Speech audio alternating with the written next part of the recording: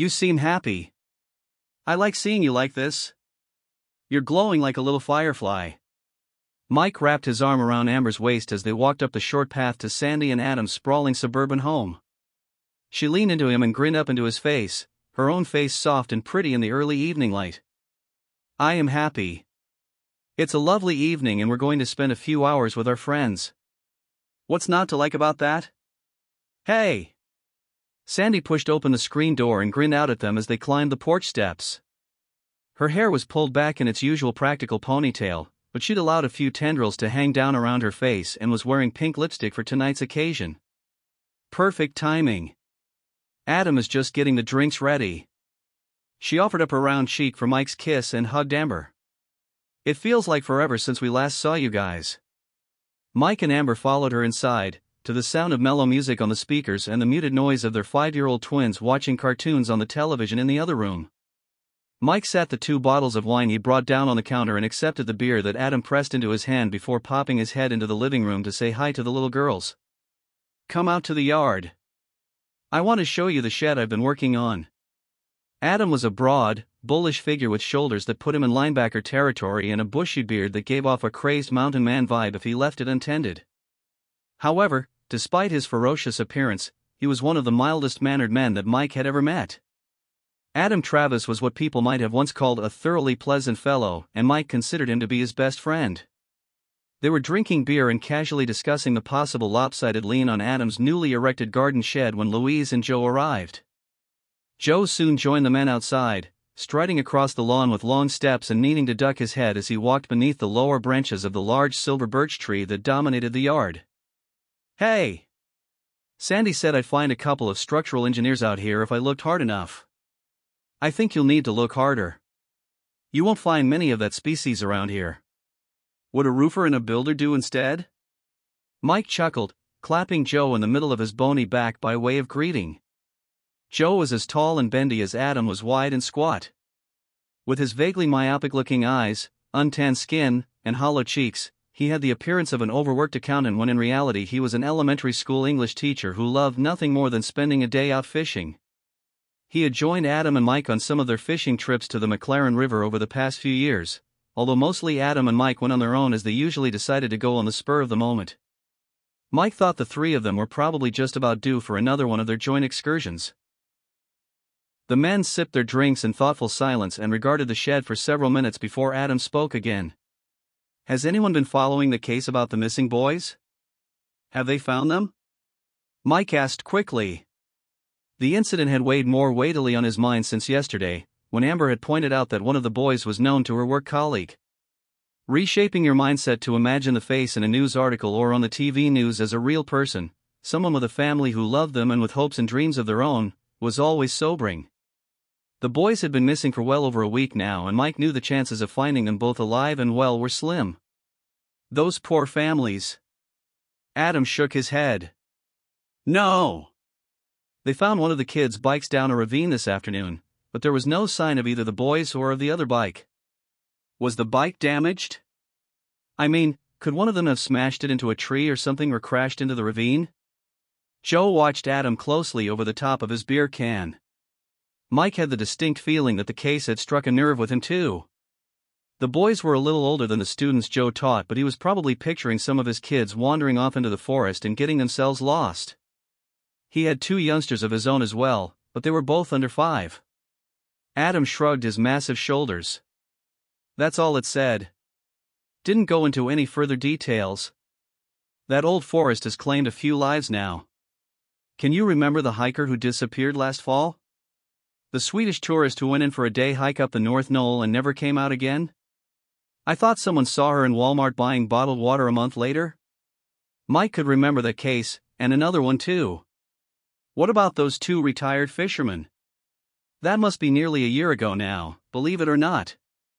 Both men were experienced veterans of the outdoors, fishermen and hunters from way back, but neither one of them was ever seen again. Harry Lawton and Seb Johnson. I remember. Yeah, that one was a real mystery. I reckon they were caught out when they tried to cross the river. The McLaren has always been an unpredictable beast, and she doesn't care how experienced a person is. Joe nodded sagely. Guys! Sandy said to tell you dinner is ready. Louise popped her curly head out the back door. Hi, Mike. Hi, Adam. The forest came up again over the main course, one of Sandy's excellent pot roasts, and Adam was the one to raise the subject. We should get together like this more often. We always talk about it, but we don't do it often enough. Is anyone keen on joining us on a wilderness adventure? We're aiming for a few days camping out in the forest, and we're taking along plenty of beer and making the most of getting away from everything. We've had family campouts often enough with the kids, but we miss getting away as adults. We decided to head away on our own the next time the twins are with Sandy's parents for the weekend. We'd love it if you guys wanted to come along. We have enough spare camping gear for anyone who needs it. Mike perked up at once. He'd been hankering after a camping trip for a while now, but Amber was never as enthusiastic about the idea as he was. Perhaps going in a group would appeal to her more. She'd have her girlfriends to hang out with while he and the boys went off to enjoy a spot of fishing. Sounds good. When are you planning to go? We don't have any real plans yet, it's just something we've been talking about. Definitely sometime before the summer season is over, so we have a few months to choose from. We'll wait for a decent run of good weather. It's still a bit damp underfoot and chilly at night, and camping is supposed to be fun rather than an endurance test.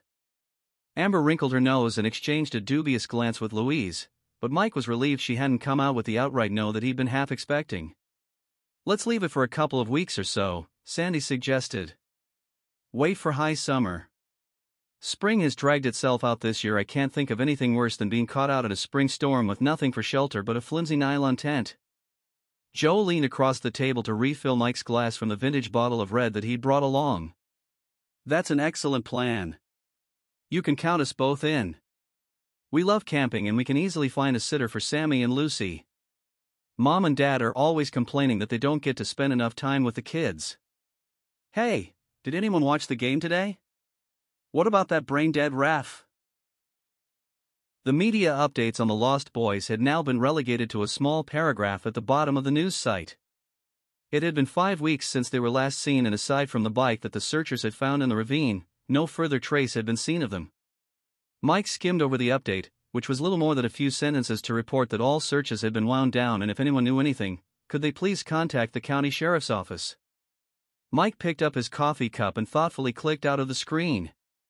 It seemed the National Forest had swallowed yet another secret. He idly typed a phrase in the search bar about missing people in the area over the past 50 years and was startled when several results came up, all containing links to articles about lost hikers, hunters, fishermen, and day trekkers. He'd had no idea that so many people had wandered into those woods and never came out again. He read a couple of the articles, all of which seemed to end in the same way. The search was eventually called off, and could anyone please contact the sheriff's office if they had any information. It was shocking to think that so many loved ones were left with so little in the way of answers. People needed answers when they lost someone suddenly. What are you reading? Amber walked into the living room carrying a bundle of warm, fragrant laundry she'd taken fresh from the clothes dryer. She sat down on the sofa with the clothes heaped beside her and began to fold her way through them, continuing to talk without waiting for his reply. Are you going to mow the lawns today? You said you'd do them last weekend, but you didn't. I saw Mrs. Hampton frowning at the length of them when she walked past with her dog earlier.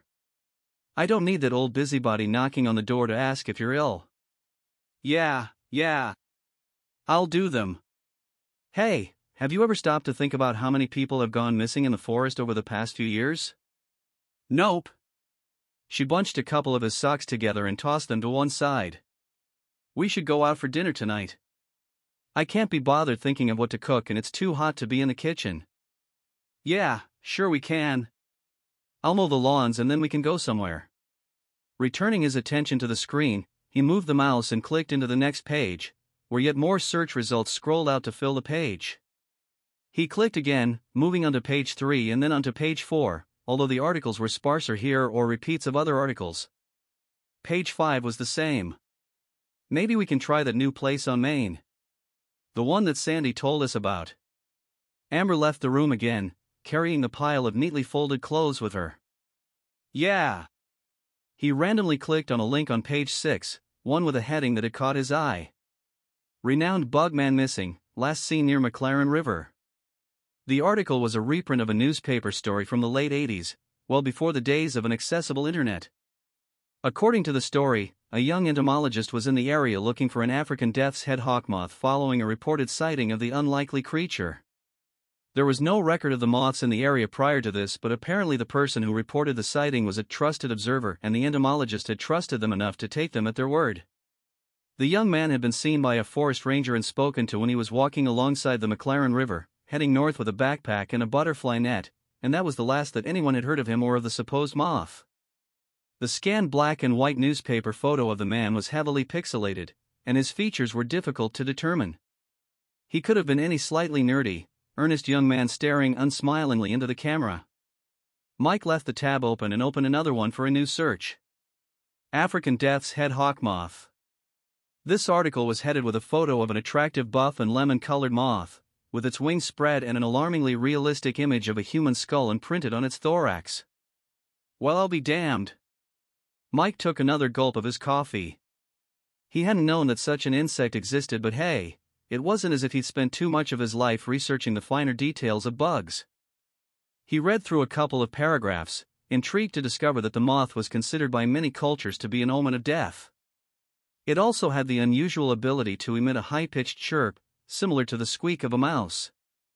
The moth grew to an astounding size with a wingspan of 5 inches, and it was largely nocturnal. It liked to feed on fresh honey, and it produced a chemical that soothed bees into a tranquil stupor that allowed it to enter their hives and steal the honey out from under their noses without being stung. Mike went back to the other tab and again considered the photo of the entomologist that accompanied the article. The man, who was probably around the same age that Mike was now, although it was hard to tell for sure, gazed blankly back at him from behind heavy framed glasses. He had one of those pathetic, wispy beards that just grazed the bottom of his chin like an afterthought. Just as in the photos featured alongside the other articles about missing people, he was captured forever in that moment in time while the world in general gradually forgot about him and got on with their lives. Mike reread the paragraphs he'd read earlier, imagining the man tramping happily down the riverbank with his butterfly net and bag of whatever it was that bug people took with them on a day hike. Tweezers? A magnifying glass? A PB&J sandwich and a can of root beer? The guy had done well for himself if he managed to find a way to get paid for extending his childhood hobby of bug collecting into adulthood. Chasing through the woods with a butterfly net sure beats sitting behind a desk all day in a stuffy or driving an 18-wheeler from one state to the next. What had happened to him?